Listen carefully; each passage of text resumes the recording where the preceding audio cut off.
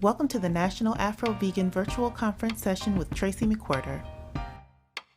This conference features 24 presenters and 19 sessions that you can watch on demand for free. Thank you to our sponsors, Better Food Foundation, Veg Fund, and A Well-Fed World. Support Afro-Vegan Society's work by making a donation today. Thank you so much, everyone, for being a part of this National Afro-Vegan virtual conference. We are so fortunate to have all the wonderful guests that have been doing presentations with us and, to be able to share that with our followers. I want to go ahead and read the bio for our presenter today, which is so impressive, and we're so happy to have her. Tracye McQuirter, MPH, is a writer, speaker, public health nutritionist, and 33-year vegan who has been teaching people how and why to live a healthy vegan lifestyle for the past 30 years. She is the recipient of multiple awards for her public health nutrition and vegan advocacy and was named a National Food Hero, Changing the Way America Eats for the Better by Vegetarian Times. She's the author of the book Ageless Vegan, which Library Journal starred as Raising the Standard of Plant-Based Cuisine, and the national bestseller By Any Greens Necessary, which established her as one of the most influential vegans in the country. She directed the nation's first federally funded vegan nutrition program and was a national nutrition advisor for the Black Women's Health Imperative. Tracye recently created the first of its kind free African-American vegan starter guide in partnership with Farm Sanctuary, and previously co-created one of the earliest vegan websites 20 years ago, which was also the first by and for African-American vegans. Her work has appeared in the New York Times, the Washington Post, USA Today, Essence, Bon Appetit, Ebony, Veg News, the Huffington Post, and many more. Tracye is a graduate of Sidwell Friends School, Amherst College, and New York University, where she received a master's degree in public health nutrition. My goodness. Thank you so much, Tracye McQuirter, for being here with us, for sharing your expertise and your wonderful energy with all of the folks who are participating in this conference. Thank you so much, Brenda. I'm so excited about this conference. Thank you for inviting me to participate. I'm thrilled. My talk today is called It's About Your Green, Not Your Genes, Why I'm Helping 10,000 Black Women Go Vegan in 2020. So I want to start off by sharing my own story and talk about what led me to start the 10,000 Black Vegan Women movement and the paradigm shift that I hope it will help bring about. Because wherever you are on your healthy eating journey, my ultimate hope is that I leave you today feeling more affirmed and inspired to keep moving forward and eating more healthfully, because it will change your life. I was born and raised in Washington, D.C. and still live here. And growing up, I never ever thought that I would be a vegan, vegetarian, or just someone who liked healthy food, because as a child, I hated vegetables. I was the child who sat at the dinner table for an hour, pushing vegetables around on my plate until I was forced to eat them. In fact, this is the only way my mother could get me to eat vegetables without a fuss, and it's still one of my favorite foods today. I was introduced to vegetarianism, tragically so, when I was in the 7th grade at Sidwell Friends School in Washington, D.C. My 7th grade teachers decided that all of the food on our annual class camping trip should be vegetarian. I thought this was a horrible idea, so I wrote a petition and tried to get my classmates to sign it. Well, only a few of them did, and I was promptly overruled. So for our camping trip, we had granola, fruit juice, and peanut butter and honey sandwiches on whole wheat bread. It was awful. I thought my teachers were crazy, and I never gave vegetarianism a second thought. So fast forward 7 years to 1986, when I was a sophomore at Amherst College, and the day that my life changed forever. Our Black Student Union brought Dick Gregory, the global human rights activist and civil rights movement icon, to campus to talk about the state of Black America.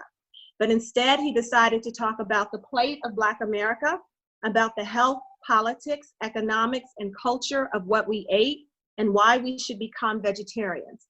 Though it wasn't yet called intersectionality then, discussing the interconnectedness of the myriad issues facing African Americans was the norm, and for Dick Gregory, food was a part of that conversation.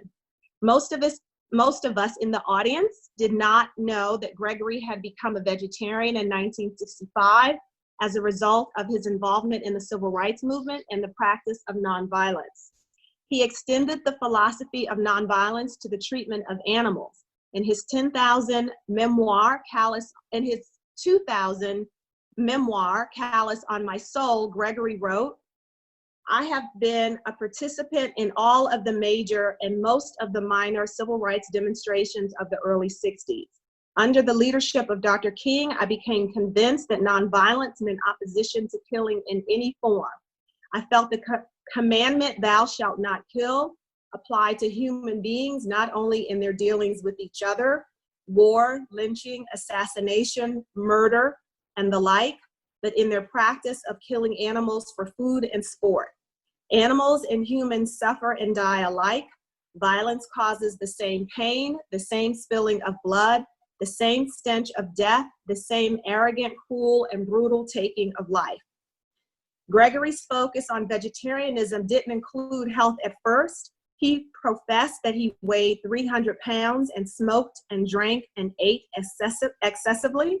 But all that changed in 1967 when he met renowned naturopathic physician, Dr. Alvenia Fulton. Dr. Fulton had opened the first health food store and vegetarian cafe on the south side of Chicago in 1958. She helped Gregory complete his first fast and become a healthy vegetarian, which changed his life. Together, they also wrote Dick Gregory's Natural Diet for Folks Who Eat, Cooking with Mother Nature in 1974, which became an instant classic. So by the time Gregory came to speak on my campus at Amherst in 1986, he had been a vegetarian for nearly 20 years. In his speech, he traced the path of a hamburger from a cow on a factory farm to the slaughterhouse, to a hamburger, to a clogged artery, to a heart attack, and it completely rocked my world. I was completely uninterested in healthy food before that lecture, despite my mother's best efforts when I was growing up, and I had gained 25 pounds during my first year. But I was going through a paradigm shift at the time as a result of courses I was taking on racism, sexism, classism, and more, so I was opening to questioning the way society dictated I should eat as well. After Gregory's lecture, I immediately went vegetarian and lasted for about a week, but I couldn't get what he said out of my mind. When I went home for the summer, a few months later, I got all the books from the library about vegetarianism I could find. This was years before the internet. And my mother and one of my sisters, Maria, read them too. And by the end of that summer, I had decided to go vegetarian. Well, it wasn't quite that easy. After that summer, I took my junior year away from Amherst and went to Kenya the first semester and Howard University the second semester. Well, I was arriving in Nairobi, Kenya as a brand new vegetarian, and I had no idea what to eat. The head of our program said that they would not make separate vegetarian food just for me when they had 29 other students to cook for. So not knowing where to shop for my own food in Nairobi or how to cook it, I ate the meat and dairy-based foods that the program prepared. But there were 2 incidents involving animals that made me know that I would become a vegetarian again when I got back home. The first happened when our group traveled with Samburus for 2 weeks on safari. And that is me in the very center in the white shirt with Samburus, with a big smile on my face. Samburus are semi-nomadic camel and goat herders, and living and traveling with them for 2 weeks was one of the most beautiful experiences of my life. And as part of that 2 weeks, we climbed up to a mountain cave and brought 2 goats with us. Now, the night before, I had seen a baby goat being born at the home of the Samburu family that we were staying with. I had never seen a human or non-human animal give birth before, so this had a profound effect on me. So the next day, we climbed up to the mountain cave to stay for 2 nights, and we brought 2 live goats with us. The first night, the Samburu men prepared to cook the first goat. They slit its throat and let the blood pour from its neck into a gourd. They drank some of the blood and invited us as their guests to do the same. Some of the students drank the blood and made Dracula faces. When it was my turn, I knelt down to drink it, then stopped in midair and decided not to drink it. And I decided that I wasn't going to eat the goat meat either. But as the meat was cooking, it was smelling really good, and I decided to eat it. But I felt guilty eating in front of the second goat that was tethered to a tree in front of me, and wondered if it knew what had happened to its companion. The other incident that made me know I'd be a vegetarian when I returned home happened on the last night of that safari. As part of the safari, we had spent several days on a lorry truck out on the Mara observing animals and learning about them. There were gazelles, giraffes, lions, elephants, zebras, and more. Again, this had a profound effect on me. We were on their turf, in their world, learning about them, and it was fascinating to me.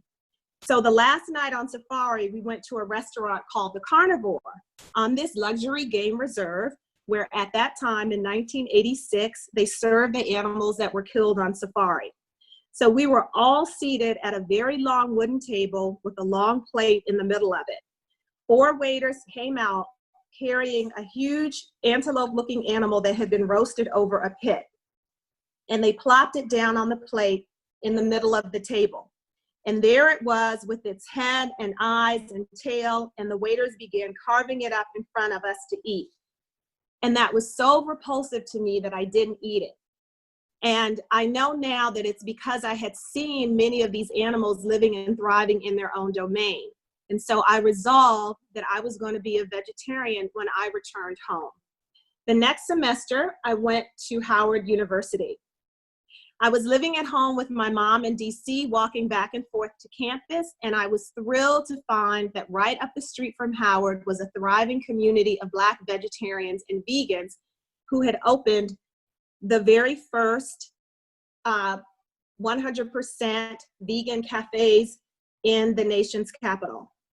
This building, the House of Knowledge, had held Brown Rice Cafe, health food store, a vegetarian bakery, and a Black bookstore. There were a total of 13 Black-owned vegan restaurants and health food stores throughout the city.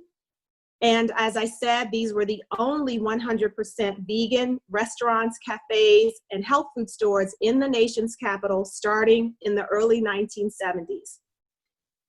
There was Brown Rice Cafe, Blue Nile, Garrison's Natural Food, Soul Vegetarian, Everlasting Life, Delights of the Garden, Green Cafe, The Place, Secrets of Nature, Simbab, August Moon, Sweet Jasmine, and Yours Naturally. There was also Body Ecology, which were vegan food trucks at Howard University and other places around the city, which started in the 70s. This diverse vegan community included longtime activists from the civil rights and Black liberation movements, natural health entrepreneurs, raw foodists, Black Hebrew Israelites, the Asar Asset Society, Muslims, college students, artists, and many more. And their influence was felt throughout the city at cultural festivals, Kwanzaa celebrations, and social justice rallies where vegan food was the main fare. I immersed myself in this community, soaking up their knowledge. I went to lectures, took cooking classes, and learned where to shop, how to make it affordable, the politics of food, and much more. So that by the time I returned to Amherst for my senior year, I was a confident and committed vegetarian. I was still eating cheese though, so I still wasn't a vegan yet. And this is me around 1987, having gained that extra 25 pounds in my first year. So when I went back to Amherst, I was confident and so committed, in fact, that I had written a letter that summer to the dean of students asking to be taken off of the meal plan so that I could use the money to buy my own food. But the dean had declined my request, so I sent him a letter during my first week back to see if I could change his mind. And then I went to see him to follow up. I remember sitting in the dean's office across the desk from him, and I told him that I wanted him to make an exception for me because he had said no to my letter. The dean said no again and seemed to have an attitude about it. So I asked him who I could talk to above him, and he turned beet red. He said there was no one above him I could speak to, then stood up to let me know that it was time for me to leave. I was pissed. So as I was walking out, I turned to him and said, fine. If I can't get off the meal plan, then I want someone to fix me organic vegetarian meals based on a menu that I provide, and I want them to use separate pots and pans and utensils. And I want to see them cook it so I know they're doing it right. Well, I knew he would never go for that. So I waited for him to give in and let me go off the meal plan. But to my surprise, he called my bluff and told me to bring my menu to him, and he would start the next week. We stood in the doorway staring at each other until I finally said fine and walked out. So the following week, I reported to the hot kitchen in the basement of Valentine, and I watched as an unhappy cook opened the packaging in front of me and prepared organic stir-fried tofu with mixed vegetables and brown rice in freshly scoured pans on a cooktop. I tried to make small talk, but he just side-eyed me. When he finished cooking about 45 minutes later, I took my plate upstairs and sat with my friends who had almost finished eating by that time. After one more day like this, I felt ridiculous, and I took my own self off the meal plan. I used my own money to buy groceries at the bread and circus in town. There were no Whole Foods on the East Coast at that time. I caught the bus each week there, and I cooked my meals in the basement kitchen of Charles Drew House where I lived, and carried my plate of food over to the dining hall every day to eat with my friends. But it gets very cold in Massachusetts in the winter, or at least it used to. And on many days, instead of carrying my plate of food over to Valentine, I would eat alone in the living room in front of the TV. But in spite of this, I stuck to my vegetarian eating. It had become a part of my lifestyle. As I was preparing to graduate from Amherst, as a gift to myself, I decided to finally let go of cheese. That decision was purely mind over matter, though, because I still loved the taste and smell of cheese. But I also knew that cheese is the biggest source of artery clogging saturated fat in the American diet. I had to decide that my health was more important than the momentary pleasure of a piece of cheese in my mouth. So that is how I became vegetarian and then vegan. And in my first 10 years of being vegan, I had a demanding career as a museum director, but I spent my evenings and weekends doing vegan cooking demos and talks at churches, schools, community organizations, and health fairs throughout the Washington, D.C. area with my sister. And in 1997, my sister and I co-founded one of the earliest vegan websites on the internet ever, and the first vegan website by and for African Americans, called blackvegetarians.org. This was the first version. This was the updated version in 2001. We also, at that time, co-founded an animal rights organization for people of color called Justice for All Species, or JAZZ, with 2 other Black women, friends of ours. And as part of that work, we interviewed Black animal rights activists, wrote articles about the conflation of the enslavement of African Americans and the oppression of animals. We leafleted at circuses and zoos in protest, and we also rooted our work in the history and present of African American experiences. And while we were doing this work, we both had other careers. As I said, I was a museum director, my sister was a historian. But I would soon decide to switch careers and become a public health nutritionist and author. And in doing that, I co-created the African American Vegan Starter Guide with Farm Sanctuary, which was the first of its kind free guide. We now have more than 500,000 copies that have been ordered, which I'm very proud of. And wrote my first book, By Any Greens Necessary. It was the first vegan diet book for Black women, and was very influential in helping to spark the popular rise of veganism among African Americans in the last decade. And this year, 2020, is the 10th anniversary of that book.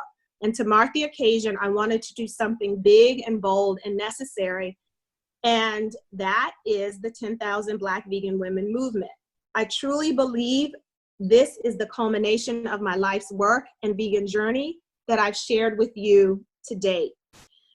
With this movement, I'm helping 10,000 Black women go vegan this year to live longer, healthier lives through a series of free online cooking videos, meal plans, nutrition tips, and more. The program is completely free because I wanted it to be accessible to anyone who wanted to participate. The official start of the program is in October because of COVID-19, but I soft launched it in February, and to date, we have nearly 6,500 women who have signed up. And in the meantime, before October, for everyone who signs up, they get a free Weekend Vegan 2-day jumpstart, which is a 14-page guide that helps them go vegan right away with 8 recipes, a meal plan, done for you grocery shopping list, and meal prep tips. So the media coverage for this has been incredible. The feedback that I've gotten has been amazing, and that's because with my efforts and the efforts of my colleagues all over the country, we know that folks are really thirsty for this information. So I wanted to give you a little bit more background about why this program is necessary, why I think it's needed.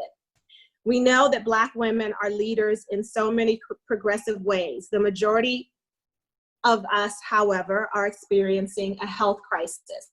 These are a few more of the memes and some of the responses to the program.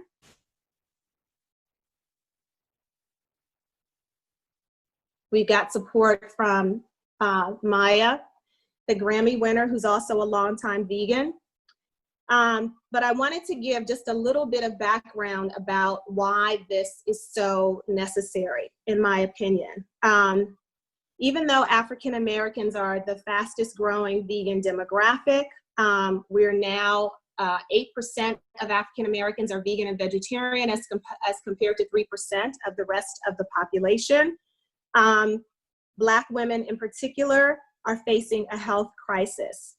We experience the highest rates of heart disease, stroke, certain cancers, and diabetes, the leading causes of disability and death in the country, and we're getting these diseases at younger ages. For example, cardiovascular disease kills nearly 50,000 African American women every year. Of African American women ages 20 and older, 49% have heart disease. African American women are also more likely to have diabetes and to experience stroke. We also experience the least healthy weight, with more than 50% considered obese and 80% considered overweight, which dramatically increases the risk factor for these deadly chronic diseases. As one researcher has stated, these are people who are in the prime of their life and should be contributing in all kinds of ways. So these diseases have a devastating effect, not just on the individual, but on the family, the community, and society in general. And there are many state-sanctioned reasons that African Americans experience these conditions, including limited access to healthy food in our community and targeted advertising and proliferation of low nutrition, high calorie food, also known as food apartheid. In the US, we know that rich and affluent people have access to and eat the healthiest food, while poor and oppressed people have access to and eat the unhealthiest food. That's generally how this country has designed its social, economic, and political systems as it relates to food and most other basic necessities of life. In this book, Franchise by Marcia Chatelain, and in this book, Supersizing Urban America by Chin Zhao, both authors talk about fast food restaurants targeting African American neighborhoods with the help of federal subsidies. This is so important.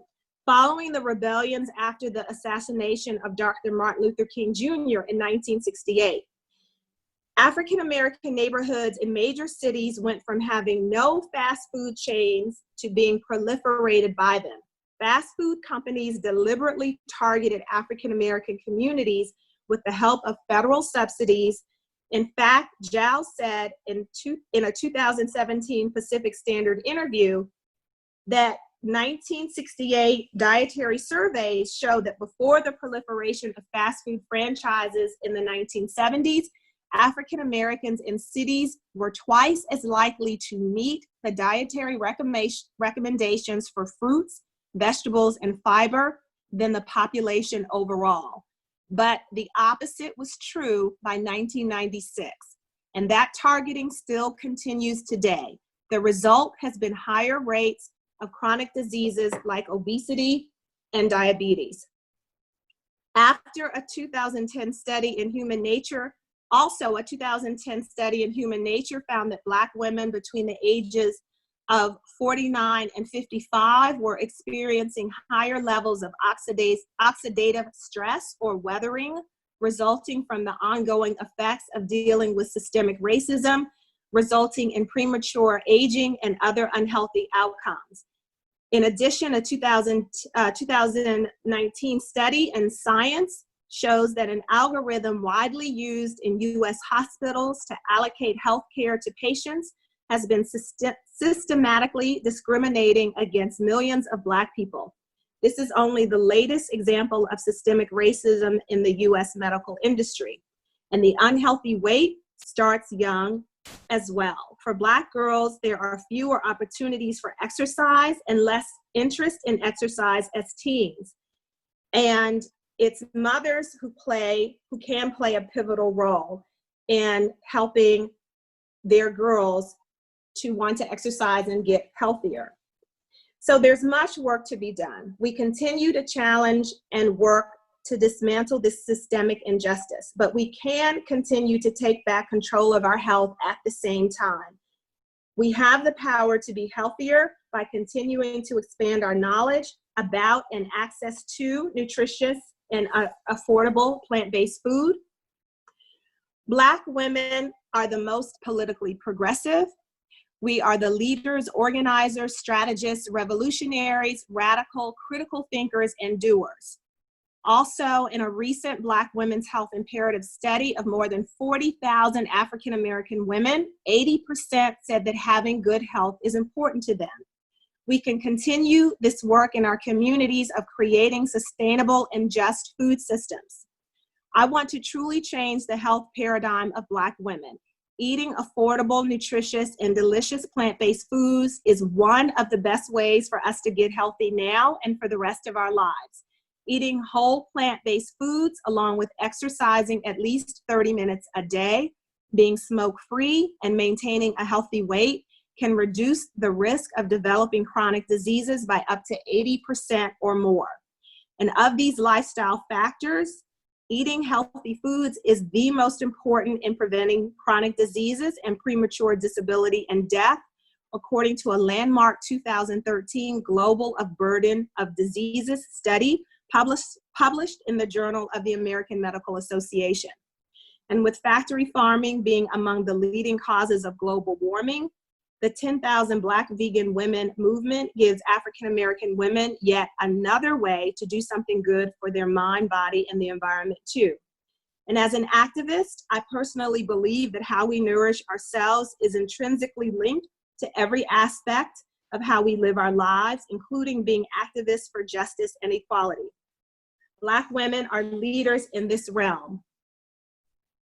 Over the years, I've known too many activists who think that the urgency of protesting is too important to stop and think about food, but nothing could be further from the truth. The fact is, if you're an activist, you're likely to be in a heightened state of moving, thinking, organizing, resisting, multitasking, and yes, stressing.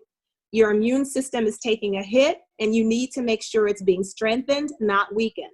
So this is precisely the time to increase the amount of healthful vegan foods you're eating right now.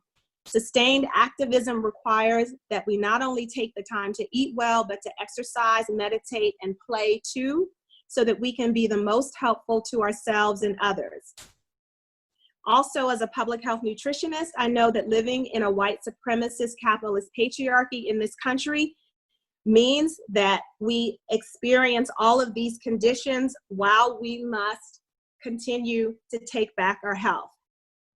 And so I want to kind of move forward and stress that it's really important, I think, as activists who are engaged in protests around so many issues, especially now after the murder of George Floyd and the sustained activism that we're seeing throughout the summer, that we really take the time to consider that we need to feed ourselves well in this moment.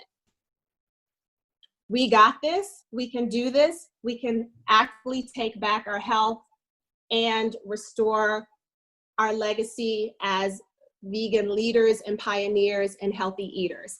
And that's what the 10,000 Black Vegan Women movement was designed to do. And I hope that many of you will join me in this campaign. You can go to 10,000blackveganwomen.com, let your mom, your grandma, your sister, your auntie, your cousins, your friends, all know about it. It's completely free. We launch in October, and I hope you'll join me in this movement. Thank you. Thank you for tuning in. Click to watch more sessions.